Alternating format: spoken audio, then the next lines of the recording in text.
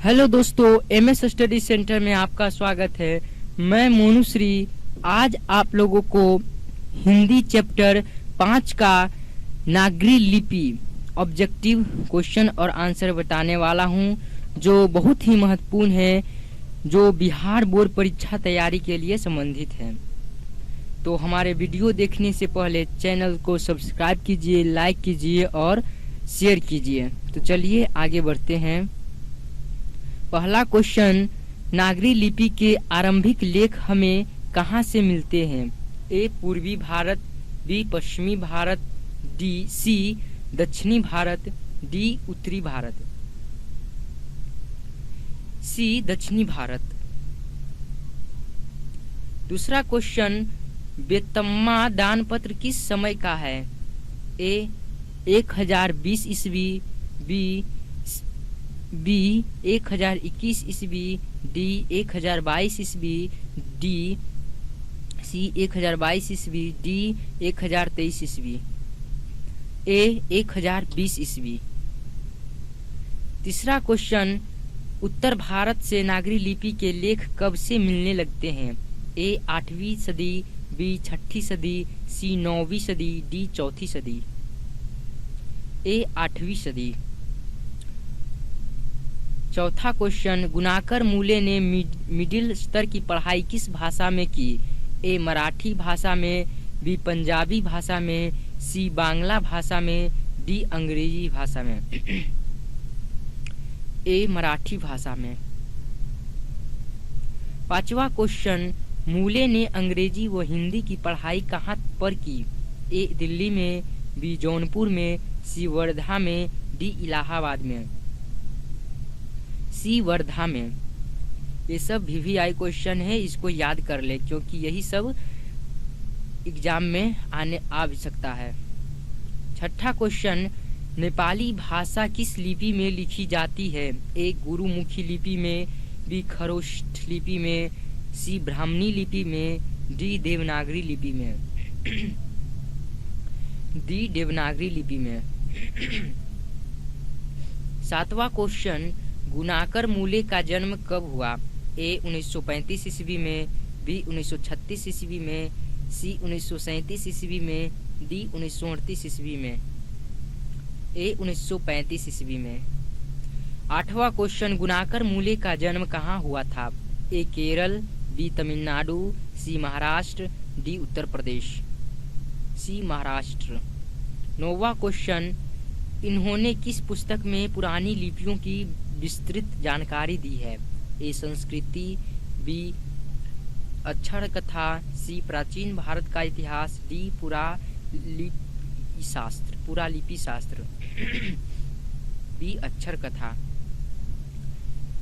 गुप्तों की राजधानी को क्या कहा जाता है? A Pataliputra, B Kusumpur, C Bilaspur, D Devnagar. D Devnagar. 11वां क्वेश्चन, बांग्ला लिपि प्राचीन नागरी लिपि की है? ए पुत्री, बी बहन, सी भगिनी, डी बहू। बी बहन। 12वां क्वेश्चन, केरल के शासकों के द्वारा सिक्कों पर वीर केरलस्य शब्द किस लिपि में लिखी गई है? ए नागरी लिपि में, बी ब्राह्मणी लिपि में, सी नंदी लिपि में, नदी नागरी लिपि में, डी गुरुमुखी लिपि में। ए नागरी लिपि में। 13वां क्वेश्चन, पहले किन राजाओं के लेखों के लिपि को ही नंदी नागरी लिपि कहा गया था? ए देवगिरी के राजाओं का, बी विजयनगर के राजाओं का, सी राष्ट्रकूट के राजाओं का, डी चोल राजाओं का। बी विजयनगर के राजाओं का। 14वां क्वेश्चन, उत्तर भारत की विशेष स्थापत्य शैली को क्या कहते हैं? ए ललित शैली, बी अभिनागर शैली, सी विभ्राट शैली, डी नागर शैली। डी नागर शैली। 15वां क्वेश्चन, देवनागरी लिपि में मुद्रण के टाइप कब बने?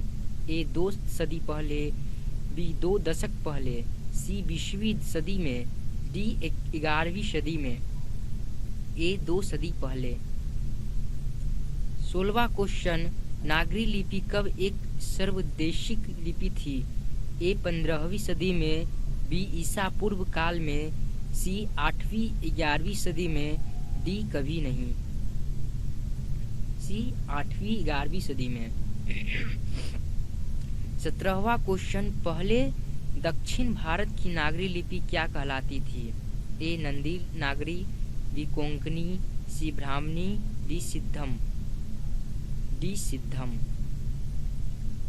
18वां क्वेश्चन, गुणाकर मूले ने विभिन्न विषयों पर कितने निबंध लिखे? ए 1500 से अधिक, बी 2500 से अधिक, सी 3500 से अधिक, डी 4500 से अधिक। बी 2500 से अधिक। 19वां क्वेश्चन, भारतीय लिपियों की कहानी किनकी प्रसिद्ध रचना है? ए गुणाकर मूले, बी नलिन विलोचन शर्मा, सी महादेवी वर्मा, डी सुमित्रानंद पंत। ए गुणाकर मूले। 20वां क्वेश्चन, इस्लामी शासक का आरंभ काल है? ए 12वीं सदी से, बी 13वीं सदी से, सी 14वीं सदी से, डी 15वीं सदी से। ए 12वीं सदी से। 21वां क्वेश्चन, गुणाकर मूले की मृत्यु कब हुई?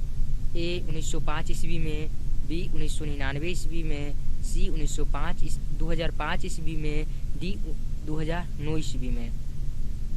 डी 2009 ईस्वी में। 22वां क्वेश्चन, किस शासक ने अपने सिक्कों पर राम सीता की आकृति और नागरी लिपि में राम सिया शब्द अंकित करवाए थे? ए शेरशाह सूरी, बी हरिहर, सी अकबर, डी चंद्रगुप्त द्वितीय। सी अकबर।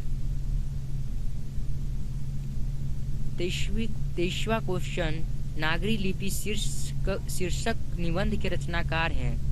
ए गुणाकर मूले, बी रामचंद्र शुक्ल, सी डॉक्टर भेलानाथ तिवारी, डी बाबूराम सक्सेना। ए गुणाकर मूले। 24वां क्वेश्चन, नागरी लिपि शीर्षक पाठ किस पुस्तक से लिया गया है? ए अक्षरों की कहानी, बी भारतीय लिपियों की कहानी, सी अक्षर कथा, डी इनमें से कोई नहीं। बी भारतीय लिपियों की कहानी। 25वां क्वेश्चन, मराठी भाषा की लिपि कौन सी है? ए ब्राह्मणी, बी नंदी लिपि, नंदी नागरी, सी देवनागरी, डी मराठी लिपि। सी देवनागरी। 26वां क्वेश्चन, टकसाल का संबंध है? ए सिक्कों से, बी अभिलेखों से, सी लिपियों से, डी अनाज के ढेरों से। ए सिक्कों से। 27वां क्वेश्चन, श्रवण बेल गोला स्थान का संबंध है? ए जैन धर्म से, बी बौद्ध धर्म से, सी सिख धर्म से, डी वैष्णव धर्म से। ए जैन धर्म से। 28वां क्वेश्चन, सिद्धम क्या है? ए मंत्र, बी सिद्ध योगी, सी साधु, डी एक प्रकार की लिपि। डी एक प्रकार की लिपि। किसे देवनागरी की संज्ञा दी गई है? A Prayag, B Kashi, C Mathura, D Ujjain. B Kashi. 30वां क्वेश्चन, हिंदी के आदि कवि कौन हैं?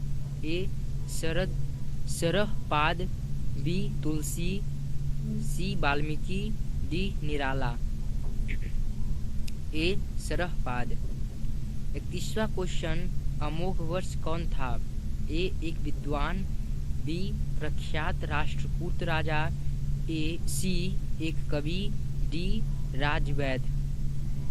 बी प्रख्यात राष्ट्रकूट राजा। 32वां क्वेश्चन, मिहिर भोज की ग्वालियर प्रशस्ति किस भाषा में है? ए प्राकृतिक, बी अपभ्रंश, सी संस्कृत, डी हिंदी। सी संस्कृत। 33वां क्वेश्चन, बेतम्मा कहाँ है? ए इंदौर के पास, बी इलाहाबाद के पास, सी पुणे के पास, डी पटना के पास, ए इंदौर के पास। 34वां क्वेश्चन, दक्षिण भारत के पांड्य प्रदेश से किस राजा के पलियम ताम्रपत्र मिले हैं? ए महेंद्रपाल, बी राजा वरगुण, सी राजा भोज, डी श्रीरंग राजा, बी राजा वरगुण। तो दोस्तों हमारे चैनल को सब्सक्राइब कीजिए और लाइक कीजिए।